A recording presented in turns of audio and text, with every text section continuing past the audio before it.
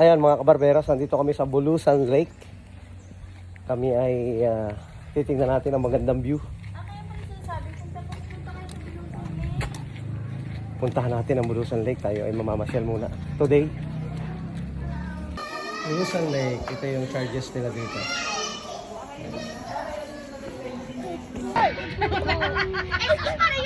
We are here in Bulusan Lake. Po siya na 3,672 hectares.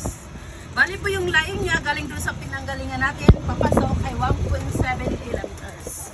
Yung pupuntahan nating lake, may lawak po siya na 16.43 hectares. Ang lalim niya po ay 78 feet, more or less, or 26 meters. Volcano Natural Park. Sakto po yung inyong paliwanag. Nandito na agad. Ano? Memory mo na ate. Yes. Nandito na kami. Ito yung nakita ko doon sa vlogger na itong lugar na to. Wow, amazing! Sinasabi nung matanda, punta ka sa Bulusan Lake. Yung first po na napunta dito, yung Philippines na pinakaga. Wow, ang ganda. Nandito na kami sa Bulusan Lake. Very nice place. Ang ganda ng... Dito tayo nini, dito. Ha? Dito tayo. Nasa Bulusan Lake kami. Dito muna tayo. Ha?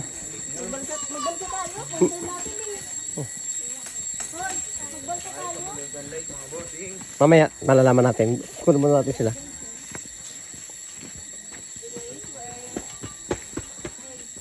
Ang laki ng lake. Ano po? Ito po yung sir na activities dito, boating, kayak, and balsa. Ah, Gusto niyo sama-sama kasi may mga maliit kayo na mga oh. bata. Kasya kayo dyan kasi 20 capacity ang kasya po dyan. Kaya po siya may mga cottage at CR. May trekking to around the lake yan. May trekking around the lake. Opo. So kaso na nakaklose po siya. Close. Opo. Andito na kami sa ibabang bahagi habang si Mrs. ay nagpapapicture. Ang ganda ng posing. Ayan. Bulusan Lake, Stage 1. Ito yung unang lake. 3 daw lake dito eh. Yung iba ay hindi pa naka-open dahil alert level 1 pa ang Bulusan Volcano. Ito yung background. Mamamangka sana tayo. Naisip ko hindi pala ako marunong magsagwan. Kaya check na lang natin yung mga bangka kung pwede bang gamitin. Ang problema, hindi pala tayo marunong magsagwan. Iyon ang problema. Nagdiretso tayo dito sa miniature ng Bulusan Volcano or Bulusan Lake. Itong nasasakupan ng Bulusan Volcano na to. Ayun, tapos na ang aming gala dito sa lake. Kaya dito muna tayo sa labas.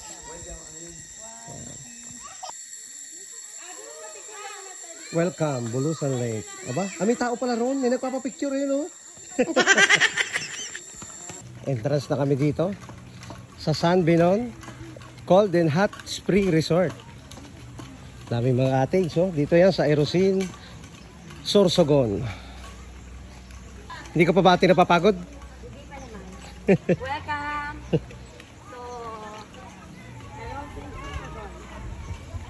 Dito tayo. Maganda! Maganda! Papa, salbadida. Salbadida. Wait lang. Wala. Tayo ba? Kababaw yan. Di mo na kailangan saldadida. Saldadida. Gusto mo mag-swimming?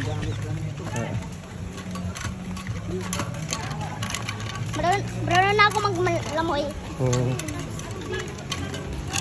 Walang fish, Papa. Walang fish yan. Sa kabila siya po yung lalaki, pang babae. Ito daw building na to ay dating function hall. Since 1950 pa pala to. Ito Hot Spring, Golden Hot Spring Resort. Ayan, no, napakaluma na ng building. Yan ako galing, bumili ako ng tubig saka chicherya. I-renovate na raw yan. May mga bagong building na rito eh. Napakatagal na pala nitong resorts na to. Medyo antigo na rin yung tagal. Kasi dito nga may mga lumang cottage dito. Tapos marami na rin mga bago. Ayan. Ito yung kanilang swimming pool. Ang dami naliligo. Meron din dito sa kabila. Ayan. May malalim, may mababaw. Ayan. Say hi, Nini. Ito, napakainit ang tubig dito. Mas mainit pa ito doon sa hot spring sa Laguna. Oo. Mas mainit pa ito doon sa tubig ng Camp Silva. Tingnan nyo naman yung gilid, oh. Kitang-kita yung singaw, yung sulfur, ayan, oh, yung bato. Saka yung kanyang tubig, talagang nakakapasok. Kapag inilagay mo dito yung dalawang itlog mo, siguro sa 5 minuto ay luto na. Ayan. Ayan, oh, kitang-kita nyo yung bato, oh. Ayan yung temperature. Ayan. Tingnan mo yung bato, oh. Yung parang sulfur na sa gilid, oh. Napakainit ang tubig. Sa sobrang init ang tubig, yung dinadalo yan na bakal, halos parang siya, nakamermer ng butas. Baka kamay. Itlog daw Kapag tinapat mo yung iyong itlog dito ng tinapat mo dito yung iyong itlog na native na manok, ay sigurado malasado na. Magagalit na si Mrs. kapag naluto. Kailangan gusto ay malasado lang. Ayun, oh. Wow. Mainit. Ito talaga yung hot water talaga.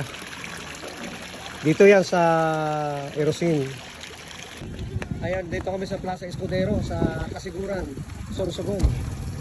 Kasama ko si paring Ronnie Burak. Ronnie Cutters. Ronnie Cutters. Ronnie Cutters. May kape dito, mamaya magkakape tayo. Meron dito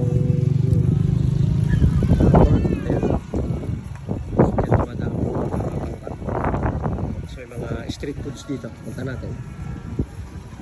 Ngayon, nagkakainan muna kami dito. Si ate kumakain ng pares. Mayroong bagnet. Ako naman ay mami. Tapos dito, ganoon din. May mga mami-mami at saka may mga pares-pares. Yun. Dito kami sa Kasiguran. Kapag gabi na dito sa Plaza Escudero, meron sila dito mga pailaw. Kulay blue.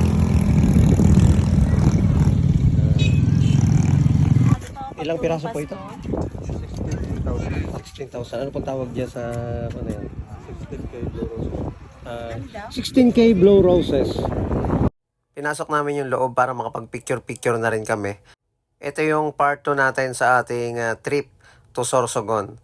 Ang part 3, abangan ninyo. Then next na natin yan.